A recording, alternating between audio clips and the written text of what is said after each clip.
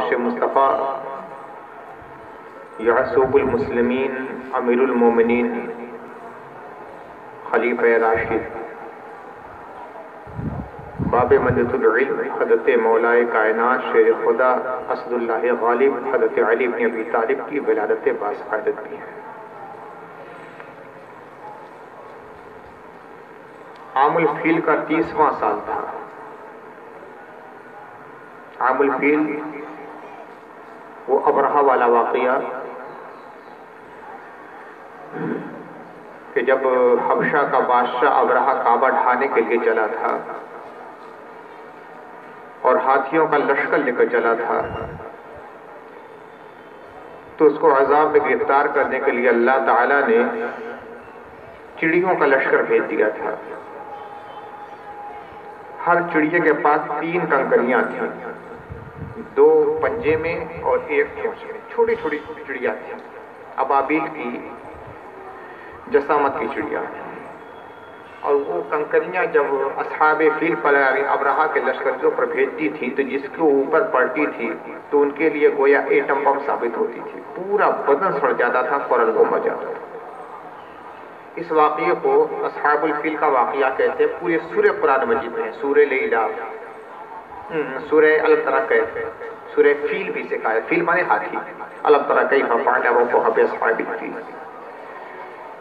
اس پورے سال کو عام الفیل کہا جاتا ہے، کیلنڈر میں اس کا نام ہے عام الفیل، یعنی ہاتھی والا واقعہ جس سال میں ہوا تھا وہ سال۔ عرب میں اس واقعے کو بڑی اہمیت ہے۔ جس سال یہ واقعہ ہوا تھا وہ سال ایک کیلنڈری سال بن گیا، اور اس کے بعد کوئی واقعہ ہوتا لوگ کہتے تھے عام الفیل کے فلاں سن میں، عام الفیل کے فلاں سن میں، عام الفیل کے فلاں سن میں یہ کام ہوا ہے، اس کے اتنے سال کے بعد یہ کام ہوا ہے۔ تو اس عام الفیل کو 30 سال گزر چکے تھے۔ رجب کی 13 تاریخ تھی، جمعہ کا دن تھا۔ فاطمہ بنت اسد بنت ہاشم یعنی حضرت ہاشم کی پوتی، یہ ابو طالب کی بیوی تھی، طواف کرنے کے لیے خانہ کعبہ میں آئی تھی، اور اچانک درد ذیل، ولادت کے وقت جو تکلیف ہوتی ہے عورتوں کو اس کو درد ذیل کہا جاتا ہے، تو درد محسوس ہوا، اس کو عربی میں مخاض کہا جاتا ہے۔ تو جب مخاض ہوا، درد ذیل ہوا، تو حضرت فاطمہ کعبہ شریف کے اندر چلی گئی، ابھی تو باہر تھی، اندر چلی گئی، اور وہیں ایک خوبصورت بچہ پیدا ہوا جس کا نام علی رکھا گیا۔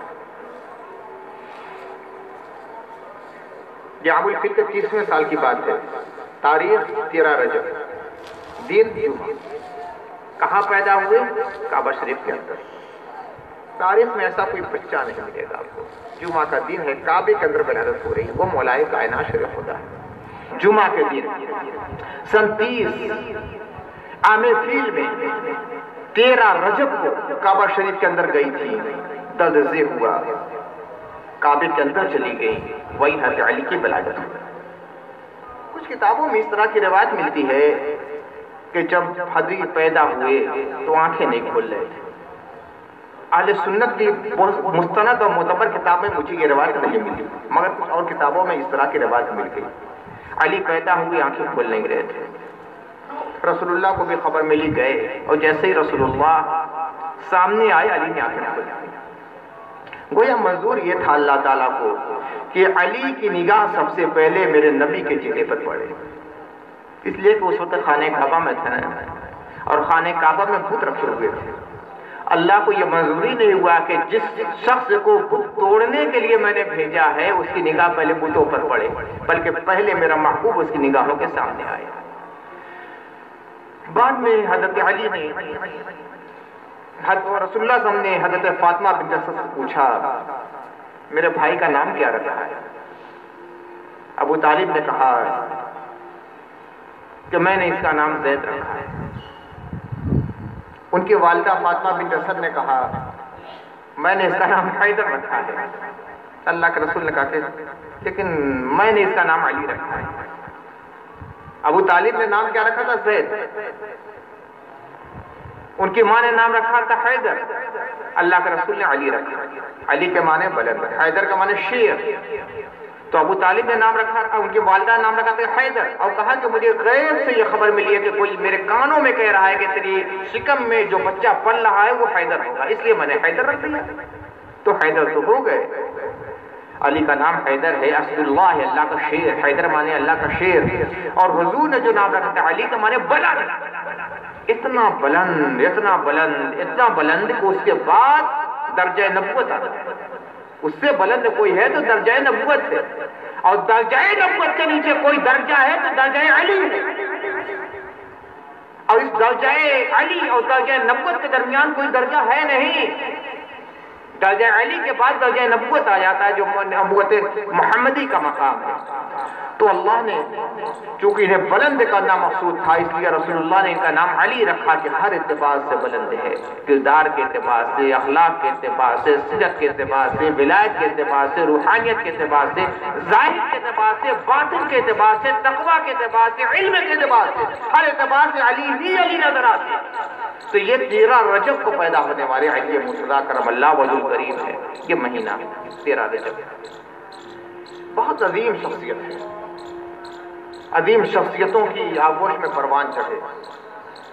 آپ کے ساتھ ساتھ آپ کے بھائی، کئی بھائی بہت مشہور ہوئے، جیسے حضرت جعفر، یہ بھی آپ کے سگے بھائی ہیں۔ جب سب سے پہلے حبشہ ہجرت کی تھی مسلمانوں نے، مدینہ سے پہلے مسلمانوں نے حبشہ ہجرت کی تھی۔ نجاشی وہاں کا بادشاہ تھا، بڑا شریف تھا، تو اللہ کے رسول نے فرمایا کہ دیکھو مکے میں تمہارے لیے زمین تنگ ہوتی جا رہی ہے، وہاں کے حوال کا جا کے جائزہ لو۔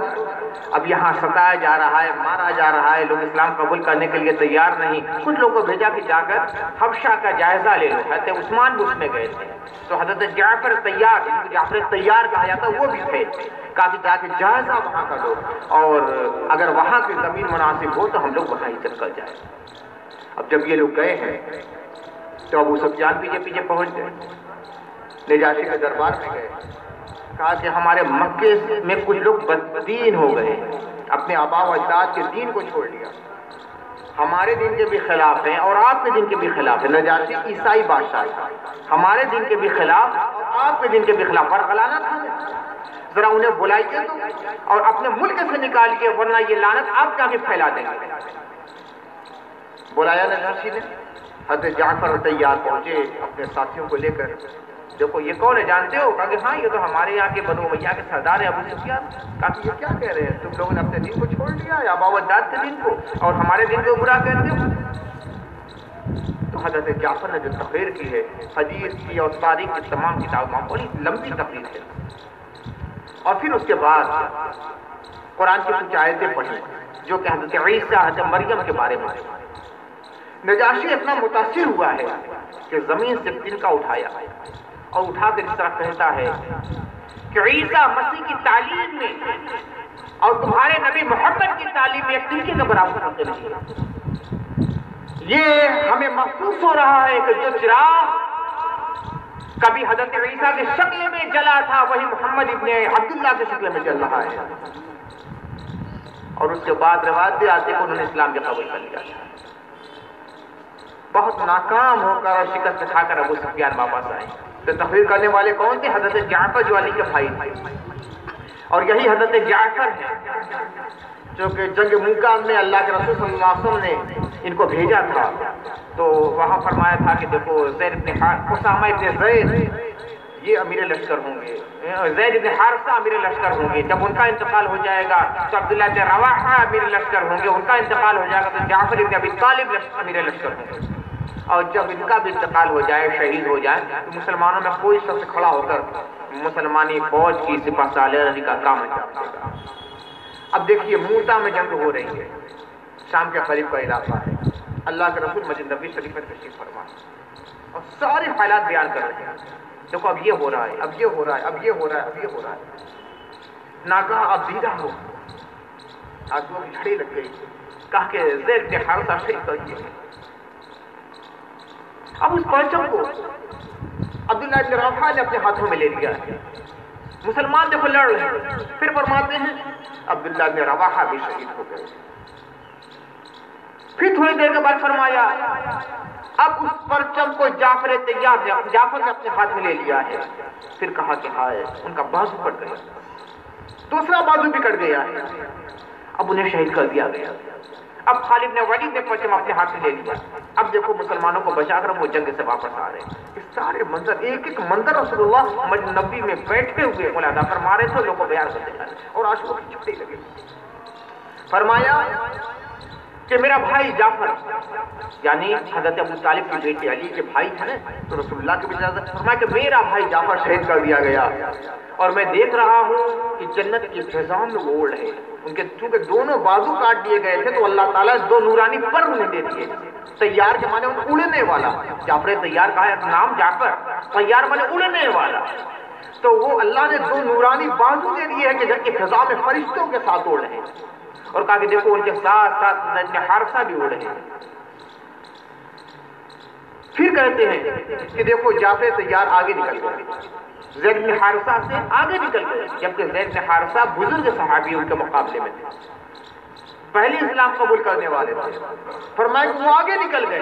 غلاموں میں سب سے پہلے اسلام قبول کرنے والے حضرت زید تھے, زید بن حارثہ کہ رسول اللہ کے غلام تھے جنہیں رسول اللہ نے آزاد کر دیا تھا. حضور کی آغوش میں پروانی پڑ رہی تھی, حضور کے گھر میں یہ پلتے تھے, حضور جو کھاتے تھے وہی نہیں کھلاتے تھے.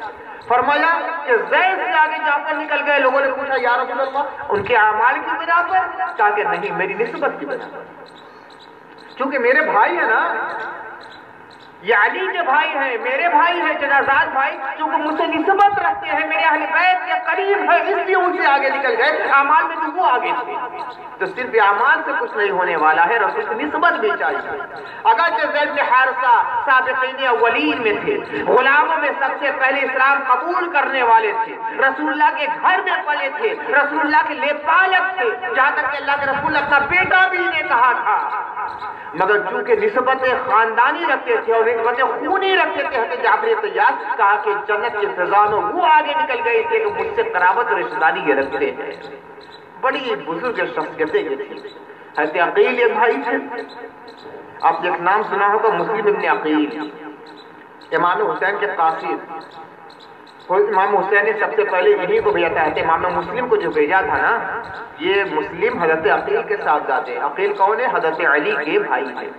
کہ پورا خانوادہ, پورا خاندان, پورا کنبہ سب اللہ کے رسول کے عشق و محبت میں ایسا ڈوبا ہوا تھا کہ رسول اللہ کے نام پہ جان قربان کر دینا اپنے لیے زندگی سمجھتے تھے. یہ موت ان کے لیے نہیں تھی, سب سے بڑا منصب اپنے لیے سمجھتے تھے کہ حضور کے لیے ہماری جان چلی جائے.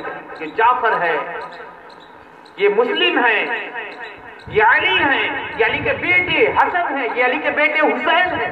یہ سب کیا تھے؟ رسول اللہ کے سب سے عظیم وفادار لوگ تھے, اور اتنے عظیم وفادار تھے اور اللہ کے رسول کے اتنے پیارے تھے کہ جو ان سے پیار کرتا ہے نا, رسول ان سے پیار کرنے لگے. تو حضرت علی کی ولادت کی یہ تاریخ 13 رجب ہے. کم سے کم اللہ نے جنہیں تلاوت کا ذوق دیا ہے, قرآن پڑھنا جانتے ہیں, ایک پارہ روح پڑھ لیجیے گا اور علی کے نام فاتحہ کر لیجیے گا, کچھ اصال ثواب کر دیجیے گا, کچھ صدقہ کر دیجیے گا. اللہ توفیق دے تو روزہ رکھ لیجیے گا, اس کا اصال ثواب علی کو دے دیجیے گا. یہ ایسے محسن لوگ ہیں نا کہ کوئی اصال ثواب کرتا ہے تو رائے گا نہیں جاتا. آپ تو چند پیسے دے کر اصال ثواب کر دیں گے نا, ثواب کب سمجھ میں آئے گا کہ ہم نے کتنا بڑا کام کیا ہے. بڑا معمولی سا یہاں کرا, ایک روزہ رکھ لیا, 2 روزہ رکھ لیے, نماز پڑھ لی, تلاوت کر لی, اصال ثواب بڑا معمولی سمجھتے ہیں. اس کا فیض اس وقت سمجھ میں آئے گا جب میدان محشر میں انسان پہنچے گا, گناہوں کا انبار سر پر لدا ہوگا, جہنم پکارے گی آ میرے پاس, فرشتے آگ کی زنجیریں لے کر ہماری طرف بڑھتے ہوں گے کہ جہنم میں چھوڑ دیا جائے.